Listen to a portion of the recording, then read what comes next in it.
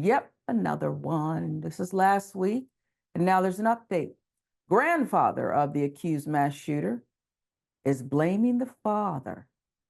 Father and son under arrest. Father and son mugshots. And people who are doing a lot of slow singing and flower bringing because of what was inflicted here.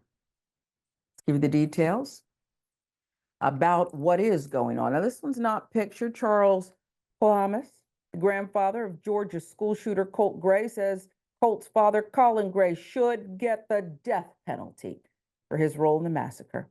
Grandfather telling the New York Post that former son-in-law Colin Gray should bear much of the blame for the last week's bloodbath at Apalachee High School, left 2 teenagers and 2 teachers dead. Wow. Grandfather said, quote, spending 11 years with that son of a bee, screaming, hollering every day, it can affect anybody. Polhamus, 81, said of his 54-year-old ex-son-in-law who was married to his daughter, Marcee, he's evil. He said of Gray, they didn't survive in it. He said of the family, Colt has to pay for what he did, but I'm telling you, he was driven. No question in my mind, Polhamus said. He was driven by his father to do what he did. That's as plain as I can put it. And I know I'm right.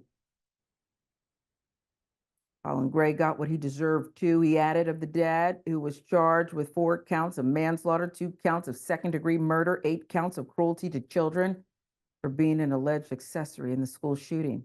Gray gave his troubled son an AR-15 style rifle for Christmas. The weapon that Colt ended up using in Wednesday's slaughter, authorities have said. He needs the death penalty, the grandpa said of Gray. Colt is like a lot of young kids these days with the tablets and some of the garbage they pull up, the blood, all the fighting. Polhamus said, if you don't think that has an impact on young kids, you are missing the boat. And that was also part of Colt's problem. It's part of it. And living with a dysfunctional dad who was a screamer and a hollerer, he added, no question about it. Prior to going through this, he was a good kid. I will preach that forever.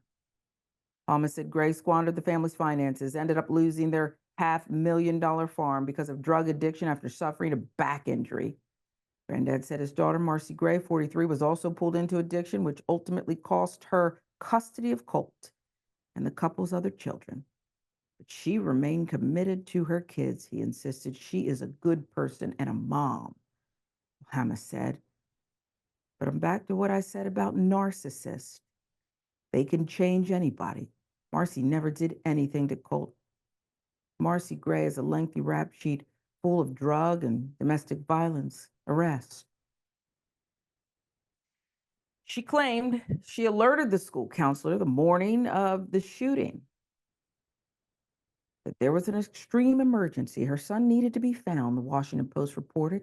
The call log obtained by the Post shows Gray made a 10-minute phone call to the school about half an hour before the shooting is believed to have started. I was the one that notified the school counselor at the high school, Gray said in a text message to her sister, Annie Brown, according to a screenshot of the conversation obtained by the Post. I told them it was an extreme emergency and for them to go immediately, find my son, check on him. Brown declined to elaborate what prompted Gray to warn the school, but Charles Polhamus, the suspect's grandfather, told the New York Post Saturday Gray rushed to Winder, 50 miles northeast of Atlanta, after getting a text message from her son that read, I'm sorry, Mom. USA Today. With millions watching and many people benefiting from this program called Indisputable, we just need 1% of the viewers to become a paid member so we can continue to bring this content to you. Now back to the show. So I'm triggered by the word narcissist. There's too many of them. And in a system where family court would award these sick, dangerous, listen, not every mental health illness, and we don't know, that's what the grandfather is alleging, that the accused, the father, is a narcissist, but I can tell you they are dangerous people. I've studied them. They're calculating, manipulating, cruel, life-altering people, and that includes what they do to their children. In this instance, though, I go back to what you said several segments ago. Yes. If this boy, a 14-year-old boy, didn't have a gun, would this be happening? All of this is sick. Yeah, no, it is. And I feel like we were talking about this the last time I was on, but that right there, that's the problem. Every time we have a mass shooting, we as a nation keep having the same conversations over and over again for decades. And just the other day, we saw Governor Kemp say that now is not the time to talk about legislation out of respect for the families who have lost people. And I almost couldn't believe that he said that, not because of what Wow. he said, but because, like, seriously, we're still using that same old tired talking point. Like, you have absolutely nothing new. Like, we've been hearing that every single time. It's almost like a meme at this point that he said that he came out and seriously said that. But what is actually disrespectful to the families, Governor, is the fact that you failed to protect their children in the first place, right? That is disrespectful. You didn't do your job, and now you're still refusing to do your job because you think that you can just go out, make a public statement that means and says nothing, and be like, that's it. I did what I can do, and we're just going to move on. People will move on eventually. But Yeah. something new that we have been seeing in this whole gun debate is that people are now demanding that parents be held accountable for the deadly actions of their children. We've seen it before and we're seeing it here now.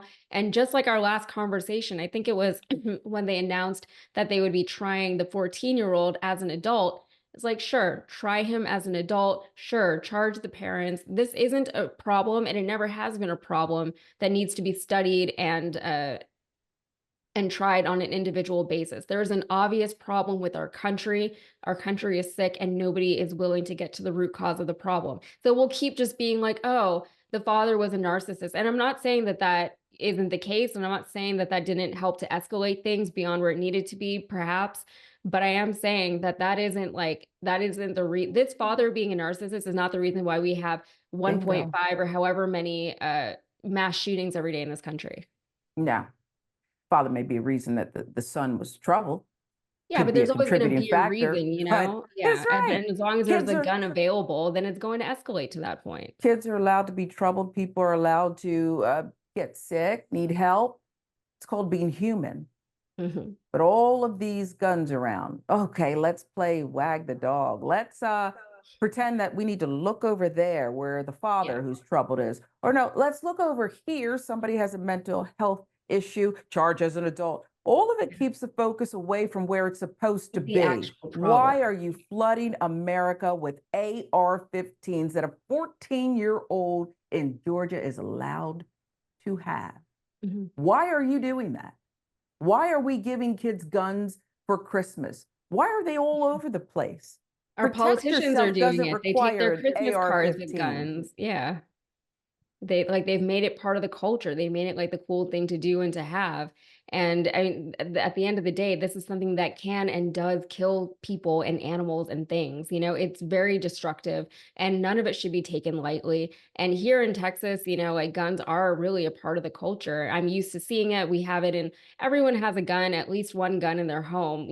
That's not an unusual thing, but you have to take things like gun safety and gun access seriously. And we're not doing any of that. And even here in Texas, people want more gun control in Texas. Republicans, Democrats agree in Texas. And everybody thinks that this is the Wild West out here, but people here agree that there needs to be more gun control.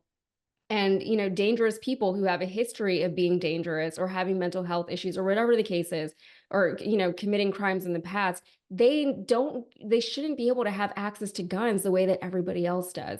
And in Texas, especially, and across the country, really, they just make it more and more easy for these people to get guns, not more difficult, despite what the general narrative is around the country.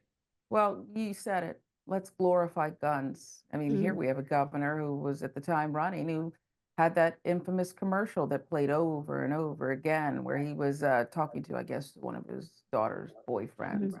Just going to take you out for a little ride here, paraphrasing. And then we had certain people who can't, I don't know if they have two brain cells to rub together, who are putting out Christmas cards. You know them well and think it's really clever when they're not at the theater being inappropriate and getting kicked out. Let me just pose with kids and guns. And that's just fantastic. And here we are. Family history, 4 innocents dead, and a 14-year-old with really fools after the fact talking about charging him as an adult. Yeah, that's going to soothe us. He should be held accountable in some way, I guess. But how about the people who are dead and those who love them?